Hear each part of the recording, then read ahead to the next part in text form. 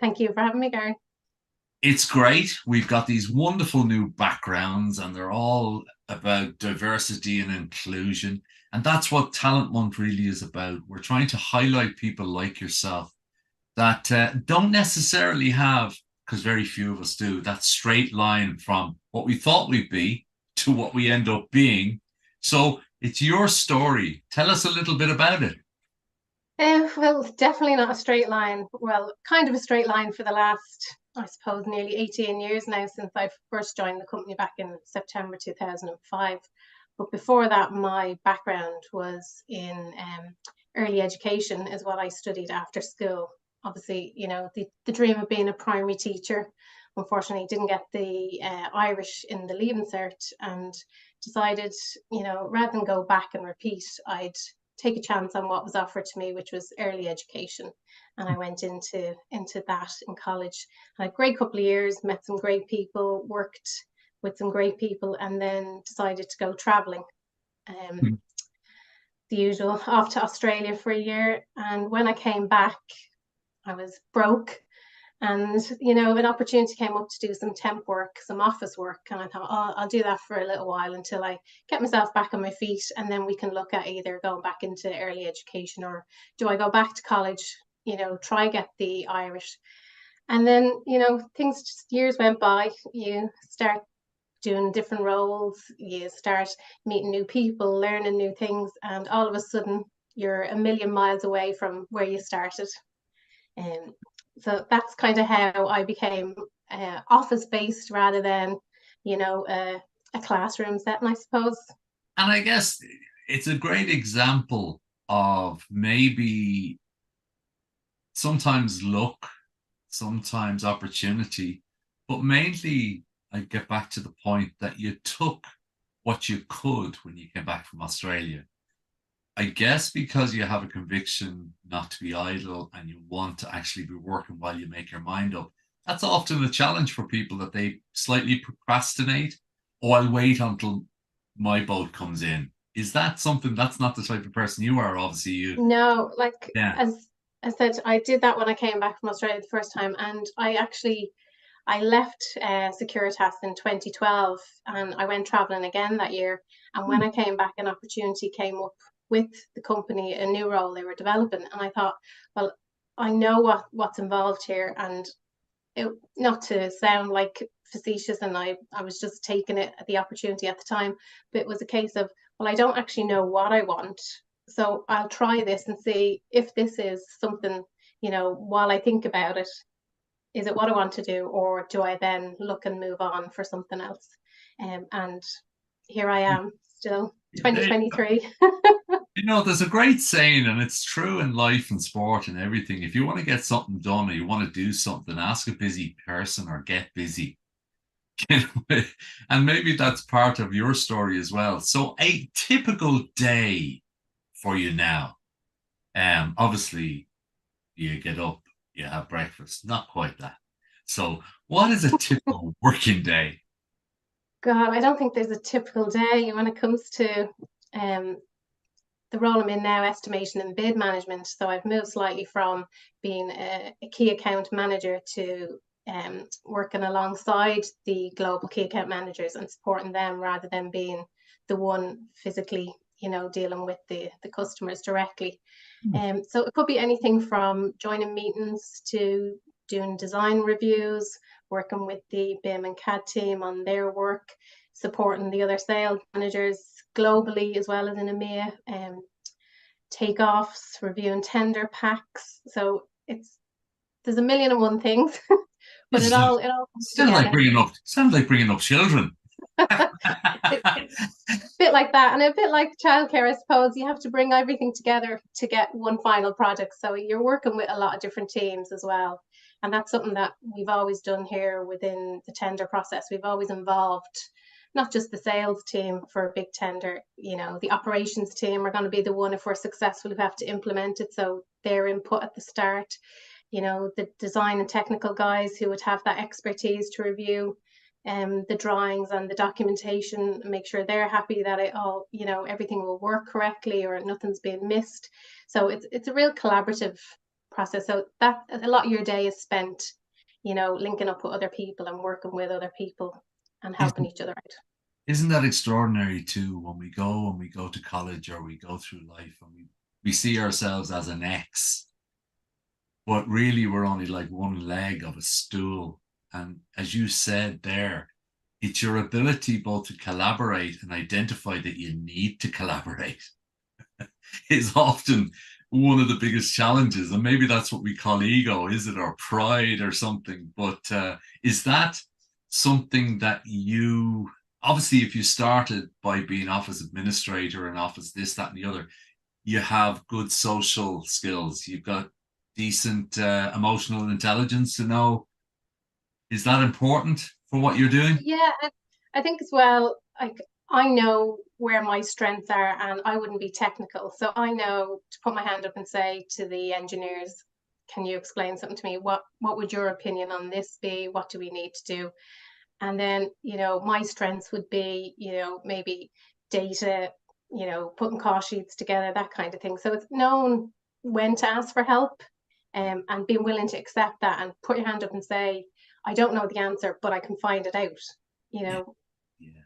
And now, of course, with access to cognitive AI and Google and all this, there's a tendency for us to sort of look at that and then be more knowledgeable. When in actual fact, if you want to move on with what you're doing, you're better off actually just asking someone who has all that experience. So looking at what you do now, looking at how you arrived at what you're doing, what do you absolutely love and what do you not love? I love the fact that, as I said, you do work as a team, the sense of achievement if you win a big project, and it's not just your win, it's everybody's win.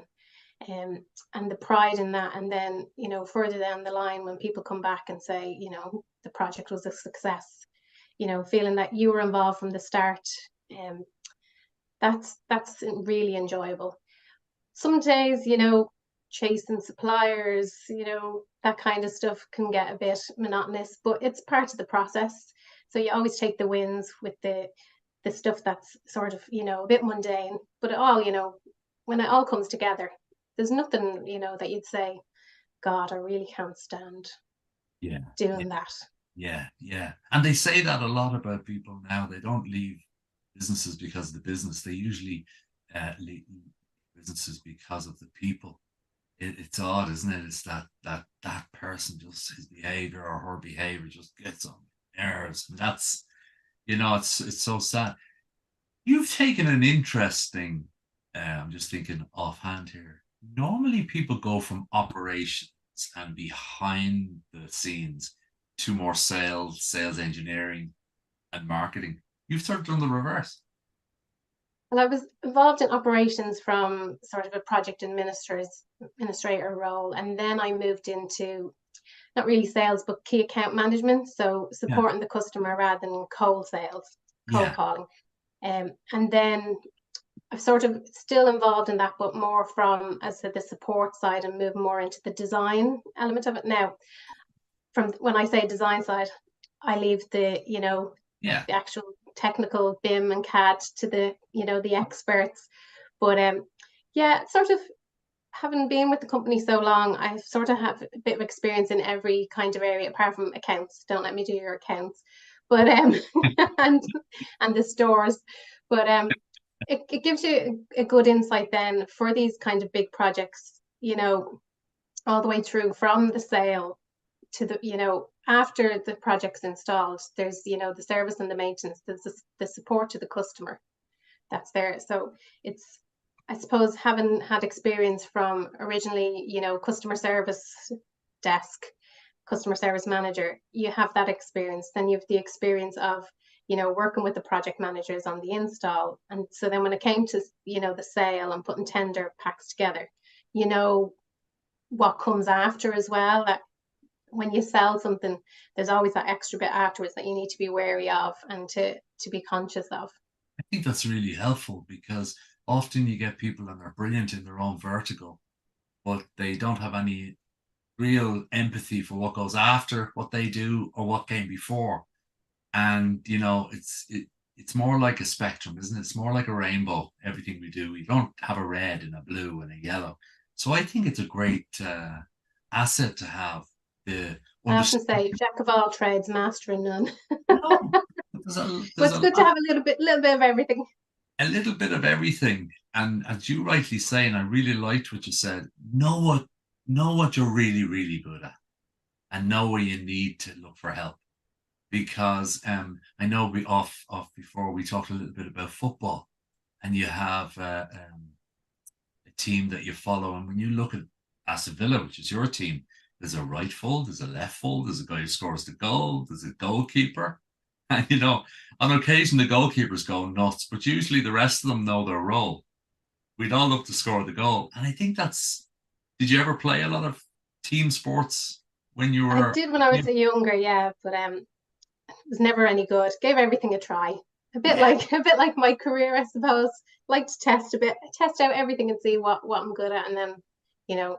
But isn't it true? I mean, I'm sure whatever that sport was or whatever those sports were, you can bring an awful lot of that into the workplace. You see the egotistical center forward, you see the crazy goalkeeper, but we all want to be just part of that winning team. So I think, you know what, that's been short and sharp, like all these quick fire, but it's been really interesting. And I've really enjoyed the fact that, I mean, you really are a million miles away from where you thought you'd be doing your leaving cert, whatever time ago it was. And I think that demonstrates, Christina, that there's a lot of young people around now and they're getting their results, and uh, they think it's all going to start or end. It's just the start or end of something, but it could be what would you tell, last thing, what would you tell an 18-year-old version of Christina? I suppose success. I always think of the Michelle Obama quote that success isn't how others see you; it's how you feel about yourself. So, like that, if you're happy in what you do, that's what matters.